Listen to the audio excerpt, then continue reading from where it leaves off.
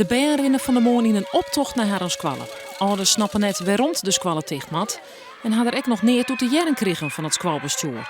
Dat vinden wij nog het meest stuitende aan de zaak. Dat op het moment dat je volgens ons aan een soort uiterste maatregel om een stichting te kunnen behouden scholen gaat sluiten, niet in eerste instantie als college van bestuur je richt tot ouders daarin. Nevens de christelijke onderwijsorganisatie Nijengaast zullen het aantal leerlingen in Wiekel de komende jaren afnemen. En wordt het dreig om zo de kwaliteit hoog te houden. Wij vinden dat als je goed onderwijs jouwen, dan moet je eigenlijk 4 combinatiegroepen maken met 2 iergroepen erin. En dat zit vast onder een aantal, nou als er een aantal bands in oer zitten, maar dan zit het om 65, 70 bands in. En ja, de Rijnboog is een stuk lietser.